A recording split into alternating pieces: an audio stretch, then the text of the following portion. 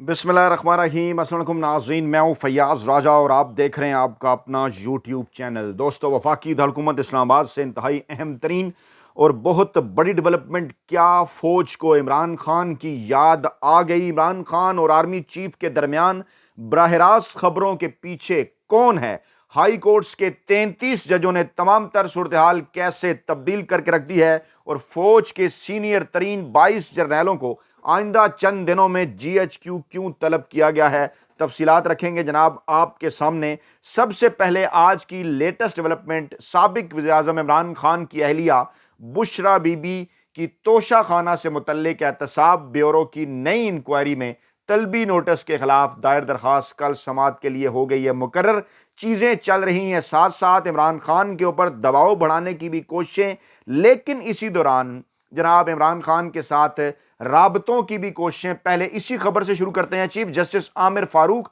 और जस्टिस तारिक महमूद जहांगीरी कल इस दरखास्त पर समाअत करने जा रहे हैं। अपील में चेयरमैन नैब, डिप्टी डायरेक्टर नैब और सुपरिटेंडेंट अडयाला जेल को जो है वो फरीक बनाया गया है। और आहाजी साबिक खातून अव्वल ने तोशा खाना से मुतल्लिक कौमी एहतसाब ब्यूरो की नई इंक्वायरी में तलबी का नोटिस इस्लामाबाद हाई कोर्ट में चैलेंज किया था। बुशरा बीबी ने नैब तलबी का नोटिस बैरिस्टर सलमान सफदर, उस्मान रियाज गुल और खालिद यूसुफ चौधरी के जरिए चैलेंज किया और दरखास्त पिटीशन के फैसले तक नैब काल अप नोटिस मुअत्तल करने की इस्तदा उन्होंने की है। ये बराह रास्त ये मामला ताल्लुक रखता है आइंदा चंद दिनों में इमरान खान की और बुशरा बीबी की मुमकिना रिहाई और केसेस से, जनाब उनकी बरियत के हवाले से। खबर अगर जो है वो आपके सामने रखें राबतों की पाकिस्तानी इस्टेब्लिशमेंट के साथ मुज़ाकरात की, तो वज़ीर आला KP के जितना जानते हैं, ये मैंने क्यों कहा जितना जानते हैं, आगे चलकर आपको बताता हूं। उन्होंने कहा कि बात होगी तो सबके सामने होगी, किसी से छुप कर कुछ नहीं होगा। पिशावर में वो मीडिया से गुफ्तगू कर रहे थे। मौलाना फजल रहमान, जिन्होंने सरप्राइज दिया था कौमी असम्बली के अंदर अपनी तकरीर में और वाजे कर दिया था उन्होंने कि हुकूमत जीती हुई जमात पाकिस्तान तहरीक इंसाफ के हवाले की जाए। ये फार्म 47 की हुकूमत है और फार्म 45 के तहत पाकिस्तान तहरीक इंसाफ ने मुल्क भर में कामयाबी हासिल की, इसलिए इक़्तिदार उनके हवाले किया जाए। गंडापुर ने कहा कि मौलाना फजल रहमान हमें सपोर्ट करते हैं तो हम उनका शुक्रिया अदा करते हैं। मौलाना साहब अगर ये समझते हैं कि मैंडेट चोरी हुआ है तो मैं हाजिर हूं। मौलाना साहब का मैंडेट चोरी नहीं हुआ, उनके साथ धोखा हुआ है। पूरी कौम को पता है कि मैंडेट इमरान खान का, पाकिस्तान तहरीक इंसाफ का और हमारा चोरी हुआ है। चोरी होने और धोखे में फर्क है। कुछ लोगों के साथ डील की गई, उनको फार्म 47 के जरिए जितवाया गया और अगर आपको नहीं जितवाया गया तो उनसे पूछ लें। KPK के वज़ीर आला अली अमीन गंडापुर ने यह भी कहा कि बानी PTI ने हमें बातचीत का टास्क दे दिया है। कोई बात होगी तो सबके सामने होगी, कोई बातचीत किसी से छुप कर नहीं होगी। इमरान खान ने ना कभी डील की है, ना डील के हक में है। ये ना सोचें कि वो कुर्सी के लिए डील करेंगे। अच्छा, अब तो अली अमीन गंडापुर का मौक़िफ़ और मौजूदा चेयरमैन PTI बैरिस्टर गौहर ने कहा कि सरे दस्त इस वक्त किसी से मुज़ाकरात हो रहे हैं, ना किसी के साथ कोई बैकडोर राब्ते हैं। इनके पास भी नामुकम्मल इंफॉर्मेशन है। पहले इनकी खबर की तफसीलात आपके सामने शेयर करते हैं, फिर अपनी मालूमात आपके सामने रखते हैं। बैरिस्टर गौहर ने ये बात एक बार फिर वाज़े कर दी कि इमरान खान ने कह दिया है कि मुस्लिम लीग नवाज, पीपल्स पार्टी और MKM के साथ किसी किस्म की कोई बातचीत नहीं होगी। बाकी तमाम सियासी जमातों के साथ बातचीत करेंगे और हमारे दरमियान चेयरमैन PAC के हवाले से तमाम तर तनाज़ात ख़त्म हो चुके। शेर अफजल मरवत का नाम ही फाइनल है। इंट्रा पार्टी इलेक्शन हमने करवा दिए। इलेक्शन कमीशन जल्द अज जल्द सर्टिफिकेट जारी करे। 7 दिनों में मिलना था, अभी तक नहीं मिला, बहुत ताख़ीर हो गई। पार्टी सर्टिफिकेट और बल्ले का निशान हमें जल्द अज जल्द जो है वो वापस किया जाए। और हुकूमत के साथ मशरूत मुज़ाकरात के हवाले से भी पाकिस्तान तहरीक इंसाफ हामी भर चुकी है। कहना उनका यह है, ये जो एकदम से अचानक शुरू हो गए ना मिन्नतें तरले पाकिस्तान तहरीक इंसाफ के और इमरान खान के, इनके पीछे डेफिनेटली वही जो है वो राबते हैं जो पहले बिल वास्ता थे और अब दावा किया जा रहा है कि बराह रास्त हैं, जिसके मुतल्लिक आगे चलकर आपको तफसीलात बता रहे हैं। अली मोहम्मद खान की भी अहम तरीन स्टेटमेंट थी। इंकशाफ उन्होंने किया कि हम जो है वो तैयार हैं। इमरान खान साहब ने ग्रीन सिग्नल दिया है, लेकिन कार्ड शो करे हुकूमत पहले अपने सुप्रीम कोर्ट गैर जानिबदार सालिस के तौर पर बैठे। हुकूमत अगर मामलात सामने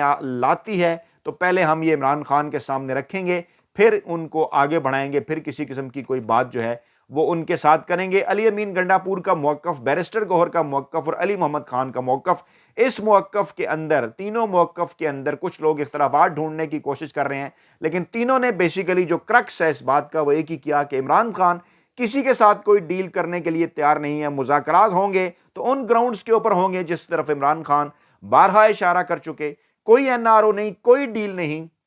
نہ کوئی رہائی چاہیے، نہ بدلے میں کسی قسم کے کیسز ختم چاہیے۔ ہمیں چاہیے انصاف آئین اور قانون کے ذریعے عدالتوں سے، اور اس کے بعد اگر بات ہوگی تو ہوگی اس بات کے اوپر کہ نیشنل مینڈیٹ، جو کہ پاکستان تحریک انصاف کا مینڈیٹ نہیں، اب وہ پاکستان تحریک انصاف کی بجائے اس قوم کا، پاکستان کی عوام کا نیشنل مینڈیٹ بن چکا ہے، جو کہ الیکشن جیتنے کے بعد عوام کی امانت ہوتی ہے۔ اور پاکستان کے جو اعلیٰ ترین ادارے ہیں، عسکری اور عدلیہ، یعنی پاکستانی اسٹیبلشمنٹ اور سپریم کورٹ، جن کا گزشتہ تمام تر جو ہے وہ اس بات کے اوپر اتفاق رائے ہے سیاسی جماعتوں کا کہ پاکستان کے اندر حکومتیں بنانے میں، حکومتیں گرانے میں پاکستانی اسٹیبلشمنٹ اور عدلیہ کا گزشتہ 75 برسوں میں اہم ترین کردار رہا، اب اس کو بریک لگائی جائے۔ کل سپریم کورٹ کے اہم ترین کیس کے اندر سماعت کے دوران جب یہ بات جو ہے سابق چیف جسٹس اسلام آباد ہائی کورٹ اور سپریم کورٹ آف پاکستان کے سینئر جج اطہر من اللہ کی جانب سے کی گئی، تو موجودہ چیف جسٹس سپریم کورٹ قاضی فیض عیسیٰ صاحب کا فرمانا تھا کہ انہیں تو اس بات کا نہیں پتا کہ گزشتہ 75 برسوں کے درمیان پاکستانی اسٹیبلشمنٹ اور عدلیہ کے درمیان نیکسز ہے، سیاستدانوں اور پارلیمنٹ کے حوالے سے حکومتیں بنانے میں اور گرانے میں۔ لیکن خیر، اطہر من اللہ نے یہ بات کر دی، آن دی ریکارڈ بھی آ گئی، اور اب یہ بات واضح ہو چکی، جو کہ اس پلیٹ فارم پر گزشتہ کئی دنوں سے ہم آپ کے سامنے بات رکھ رہے ہیں کہ معاملہ صرف اسلام آباد ہائی کورٹ کے 6 جج صاحبان کا نہیں ہے جناب، اس کے اندر لاہور ہائی کورٹ کے بھی کوئی درجن بھر سے زائد 16-17 کے قریب ججز ہماری اطلاعات کے مطابق، اسی طرح پشاور ہائی کورٹ کے بھی 7-8 ججز، بلوچستان ہائی کورٹ کے بھی ججز 5-6، اور اسی طرح سے سندھ ہائی کورٹ کے بھی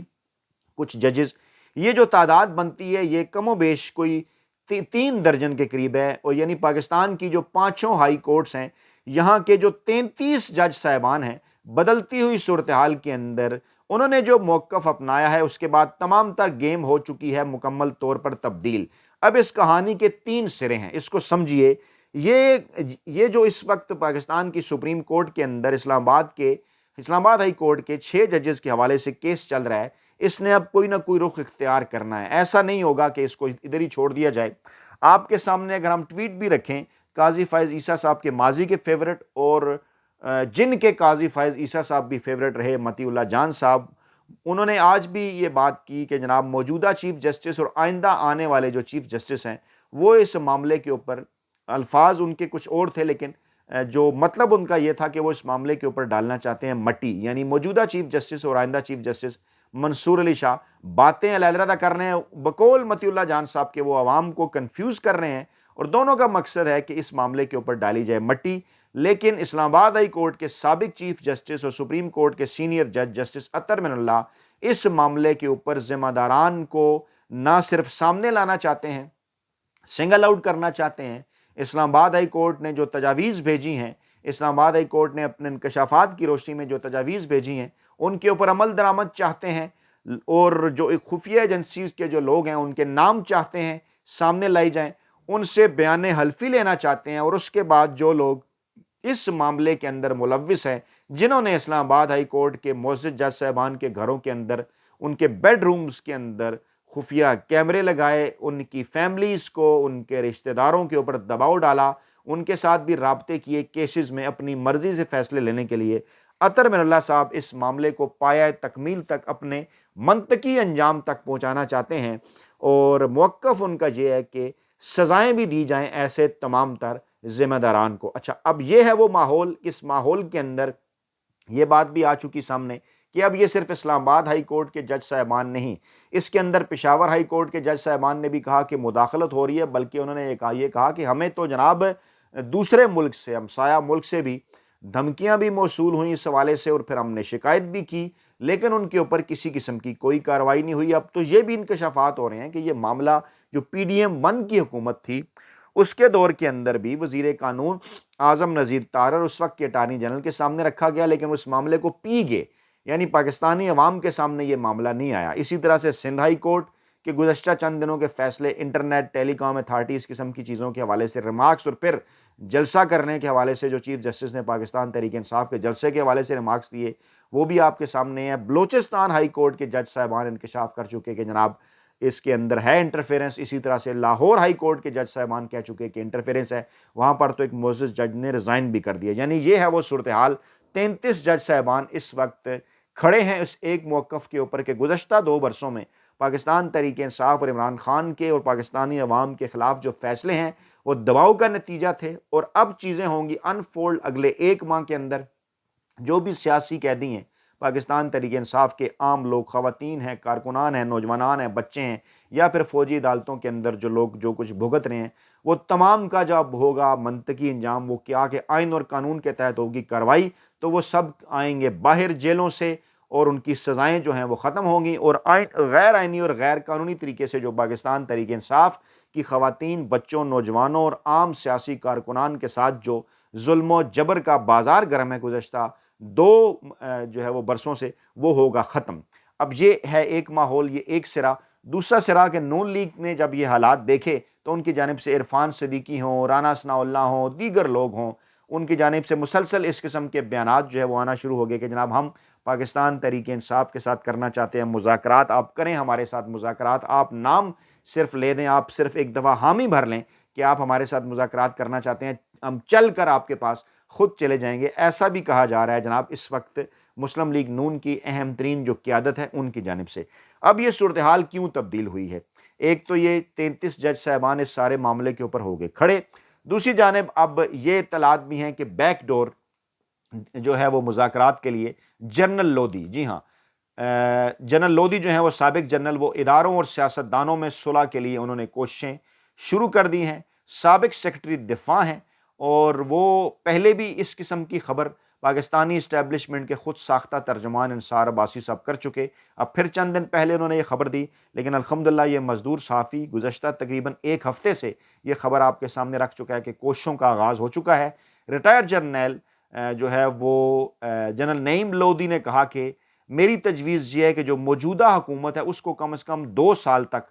چلتے رہنے دیا جائے، یعنی جو اپوزیشن ہے پاکستان تحریک انصاف، یعنی دھاندلی کے نتیجے میں جنہیں اپوزیشن بنا دیا گیا ہے، اصل میں تو ان کی حکومت تھی، تو ان کو منایا جائے، ان کو منایا جائے اس بات کے اوپر کہ جناب 2 سال تک آپ اس حکومت کو چلنے دیں۔ اور وہ کہہ رہے ہیں ان کے ساتھ کچھ وفاقی وزراء بھی ہیں، کچھ سیاسی شخصیات کی انہیں حمایت بھی حاصل ہے کیونکہ اس ملک میں جو سیکیورٹی کی صورتحال ہے، اور انہوں نے کہا کہ خصوصی طور پر چیف جسٹس پاکستان، بڑی سیاسی جماعتوں کے سربراہان، میڈیا کی نمایاں شخصیات، کاروباری کمیونٹی کے افراد کو دعوت دی جائے اور مصالحتی امور پر بات کی جائے۔ اچھا، اب اس میں ایک معاملہ بڑا امپارٹنٹ ہے، اس وقت جو پاکستان کی مقبول ترین عوامی اور سیاسی جماعت ہے وہ ہے جناب پاکستان تحریک انصاف۔ جی ہاں، سب سے بڑی، سب سے مقبول ترین، پاکستان کی 7 اکائیوں میں، یعنی 4 صوبے ہو گئے، کشمیر، گلگت بلتستان اور اسلام آباد۔ اس کے اوپر آپ کمنٹ کر کے بھی بتائیں اور ضرور اپنی اس کے اوپر رائے بھی دیں۔ اور پاکستان تحریک انصاف چاہتی ہے مذاکرات کرنا، لیکن 7 اکائیوں کے اندر موجود رہنے والی پاکستان کی سب سے بڑی سیاسی جماعت تحریک انصاف یہ چاہتی ہے کہ جناب یہ جو سارا مذاکراتی ماحول ہے یہ صرف اور صرف ایسی صورت میں ہی اچھا لگے گا یا سجے گا کہ یہ جو موجودہ حکومت ہے جو کہ فارم 47 کے نتیجے میں مارز وجود میں آئی، پاکستان تحریک انصاف کا مینڈیٹ گھیر گھور کر اس کو جو ہے وہ اس کو بدل کر جو ہے وہ گھیر گھور کر یہ جو اکٹھے کیے گئے مافیا ہینڈلرز کی حکومت بنائے گی۔ پہلے تو اس کو کیا جائے جناب سائیڈ پہ اور اسٹیبلشمنٹ کے ساتھ ہوں براہ راست مذاکرات، کیونکہ یہ سارا کچھ کیا ہے اسٹیبلشمنٹ نے۔ اب جو لوگ کہتے ہیں وہ کہتے ہیں جی عمران خان سول سپریمیسی کی بات کرتے ہیں اور پھر اسٹیبلشمنٹ سے مذاکرات، تو ڈیفینیٹلی جن کے پاس اختیارات ہیں سارے، ان سے وہ اختیارات لینے کے لیے، ان کا کردار انہیں آئینی اور قانونی بتانے کے لیے وہ کیا ہے، رؤوف حسن صاحب نے بھی یہی بات کی، تو ڈیفینیٹلی انہی کے ساتھ ہوں گے مذاکرات۔ نون لیگ کے ہاتھ میں کیا ہے، یا نواز شریف کے ہاتھ میں کیا ہے، یا پیپلز پارٹی کے ہاتھ میں کیا ہے؟ اب اسی ماحول کے اندر یہ خبر ہے کہ جب یہ رابطے کیے گئے ہیں جنرل لودھی صاحب کی جانب سے، تو پاکستان تحریک انصاف کی جانب سے کہا گیا کہ جناب اب بات پہنچ چکی ہے براہ راست رابطوں پر۔ اب خبریں یہ آ رہی ہیں کہ آرمی چیف صاحب کو یہ مشورہ دیا جا رہا ہے کہ عمران خان سے آپ کا براہ راست رابطہ ہونا چاہیے، یا زیادہ سے زیادہ اگر براہ راست نہ بھی ہوں تو اسٹیبلشمنٹ کی سربراہی کرنے، مطلب جو ہے وہ اسٹیبلشمنٹ کی سربراہی موجودہ آرمی چیف یا پھر موجودہ ڈی جی آئی ایس آئی ان کے پاس ہے، عمران خان یہ بات کر چکے، تو آرمی چیف یا D G I S I کے لیول کی سطح کے اوپر یہ مذاکرات عمران خان صاحب سے جو ہے وہ براہ راست ہونے چاہیے، اور اداروں کو مل بیٹھنا چاہیے، سیاسی جماعتیں بھی پھر بعد میں اس کے اندر مل بیٹھیں، لیکن سب سے پہلے براہ راست جن دو کا ٹکراؤ ہوا، پاکستان تحریک انصاف اور پاکستانی اسٹیبلشمنٹ، ان کے درمیان ہونے چاہیے براہ راست رابطے اور مذاکرات براہ راست۔ یہی بات جو ہے وہ جنرل لودھی صاحب کو بھی بتائی گئی جب انہوں نے رابطہ کیا پاکستان تحریک انصاف کی قیادت سے۔ تو جناب یہ ہے آج کی اہم ترین اور بڑی ڈیولپمنٹ، اور موجودہ سینیریو میں یہ کہا جا رہا ہے کہ اگلے ہفتے آئندہ چند دنوں کے اندر اہم ترین کور کمانڈر کانفرنس 20 سے 22 سینئر جرنیلوں کی بھی طلب کی جا رہی ہے ڈیفینیٹلی، جس کا ایجنڈا، جس کے اندر ملک کی امن و امان کی صورتحال کے ساتھ ساتھ یہ بھی ہوگا کہ یہ جو مذاکرات کا ماحول ہے پاکستان کے اندر پاکستان تحریک انصاف کے ساتھ، اس کو کس طرح سے جو ہے وہ آگے بڑھایا جائے۔ اپنا بہت خیال رکھیے گا، دعاؤں میں یاد رکھیے گا۔ نئی ویڈیو کے ساتھ جلد حاضر ہوں گے۔ اللہ نے کے بعد۔